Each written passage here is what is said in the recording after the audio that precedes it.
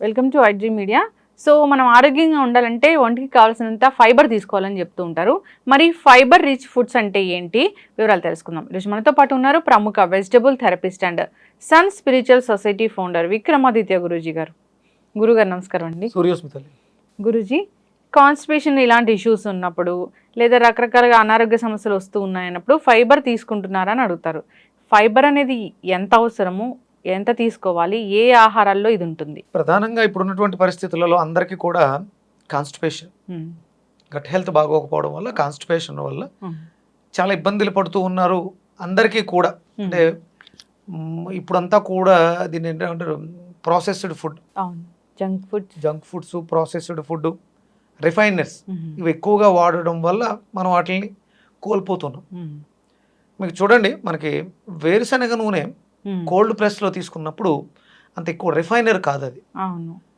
పూర్వం ఇది అంటే ఇంత అవేర్నెస్ లేదు ఆరోగ్యం మీద, ఎవరు కూడా ఇంతలా ఆలోచించాల్సినటువంటి అవసరం కూడా లేదు. అవును, ఎందుకంటే అప్పుడు జబ్బులు లేవు, ఇంత అవేర్నెస్ లేదు కాబట్టి అప్పుడు ఎవరికి కూడా జబ్బులు లేవు. ఇప్పుడు ఇంత అవేర్నెస్గా ఉంటున్నాం, నాలెడ్జ్ ఉంది, నెంబర్ ఆఫ్ వీడియోస్ వస్తున్నాయి, సో మనీ. అంటే ఇప్పుడు ఇది వరకు ఒక డాక్టర్ దగ్గరికి వెళ్ళాలంటే మనం ఎక్కడో అంటే అంత హాస్పిటల్స్ కూడా చాలా తక్కువ.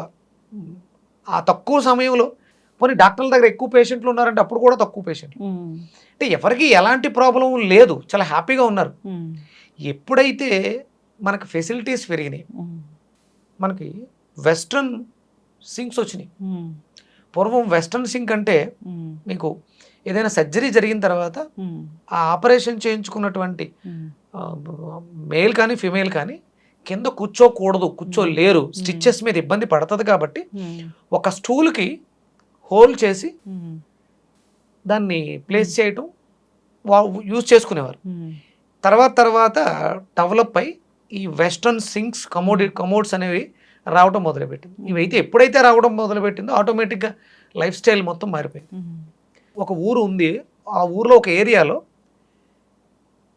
మల విసర్జనకి బయట ఆ వీధి చివర, అంటే ఒక పేట అనుకుందాము, ఒక 4-5 వీధులు, ఒక 100-150 మంది జనం ఉండే ప్రాంతంలో ఆ వీధికి చివర బయలు దొడ్డి అని ఉంటుంది. చుట్టూ గోడలు కట్టి లోపలికి వెళ్ళడానికి ప్లేస్ ఉంటుంది. అక్కడ లోపల చిన్న చిన్న పార్టిషన్స్ ఉంటాయి. 2 ఇటుకలు మాత్రమే ఉండేవి పూర్వం, ఇప్పుడు కాదు. అంటే మల విసర్జన ఇళ్లలో ఉండేది కాదు, బాత్రూమ్స్ అనేవి, ల్యాబరేటరీలు అనేవి ఇంట్లో ఉండేవి కాదు. ఎందుకంటే ఉన్న ప్లేస్నే వాళ్ళు నివాసయోగ్యంగా కట్టుకోవడానికి అలా చేసేవారు. ఇప్పుడు బెడ్రూమ్కి అటాచ్డ్ ఉంటుంది బాత్రూమ్, మీరు చూసే ఉండొచ్చు. అంటే దీంట్లో మనం అభివృద్ధి చెందాం. ఏది అంత దూరం ఇబ్బందికరమైనటువంటి పరిస్థితి, అర్ధరాత్రో అపరాత్రో మోషన్ వస్తే చీకట్లో అంత దూరం వెళితే ఇబ్బంది అవుతుంది. అక్కడ పాములు తిరుగుతాయి, ఓపెన్ ప్లేసు, క్రిమికీటకాలు ఉంటాయి. దాంట్లోంచి అభివృద్ధి చెంది ల్యాబరేటరీ అనేది మన ఇంటి దాకా వచ్చింది. మీకు ఐడియా ఉందా? పూర్వం రోజుల్లో ఈ జిహెచ్ఎంసి వాళ్ళు ఒక తట్ట పట్టుకుని వాళ్ళు ఇచ్చి ఇంటింటికి వచ్చి దాన్ని తీసుకుని వెళ్ళేవారు. అంటే ఊరి చివర బయలుదొడ్డి దగ్గర నుంచి అది ఇంటికి వచ్చింది.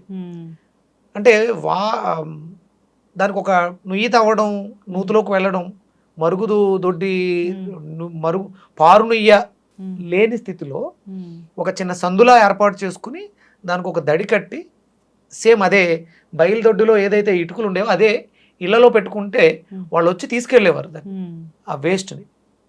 అక్కడి నుంచి మనం అవసరం లేకుండా మనం ఇక్కడ దాకా వచ్చాం, కానీ దీంట్లో డెవలప్ అయ్యాం. కానీ నువ్వు 100% హ్యాపీగా మల విసర్జన చేయగలుగుతున్నావా? లేదు కదా. అంటే ఏమైంది, మనం ఏం కోల్పోయాం? మన వ్యవస్థని మనం పాడు చేసుకున్నాం. ఇప్పుడు మీరు నన్ను అడిగారు ఫైబర్ రిచ్ ఫుడ్స్ ఎందుకు కావాలి. ఫైబర్ రిచ్ ఇది హ్యాపీగా ఉండడానికి, మల విసర్జన అనేది హ్యాపీగా జరగడానికి. ఇది ఎంతో కష్టతరమైనటువంటి పరిస్థితుల నుంచి దాన్ని మనం మెరుగుపరుచుకోగలిగాం.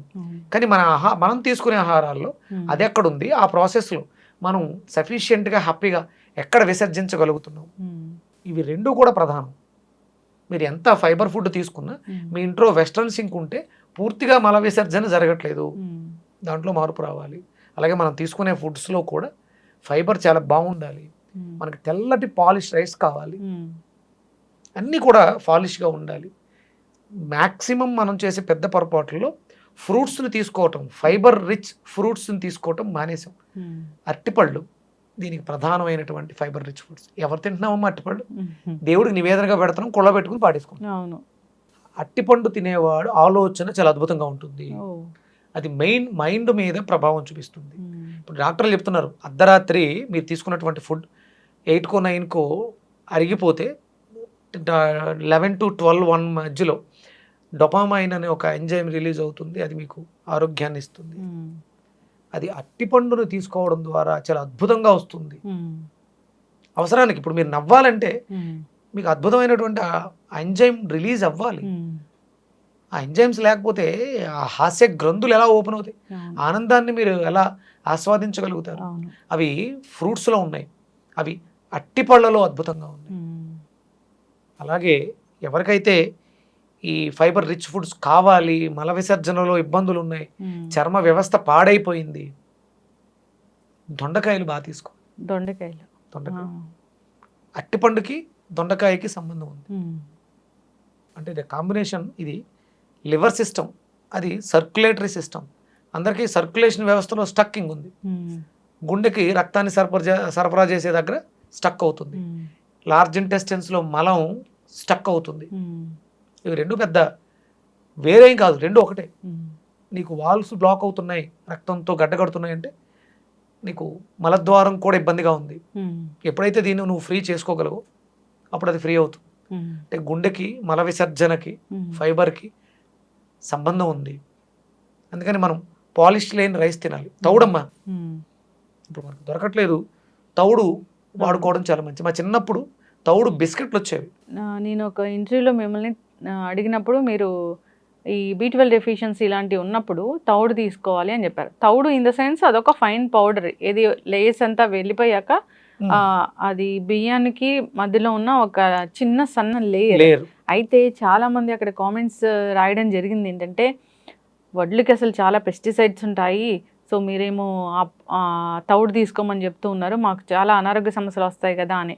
అంటే అసలు తౌడు అంటే ఏంటో కూడా తెలియదు. అవును, పైన వచ్చేది ఓకమ్మా, ఓక తర్వాత వస్తుంది చిట్టు అంటారు దాన్ని. చిట్టు తర్వాత వచ్చేది తౌడు.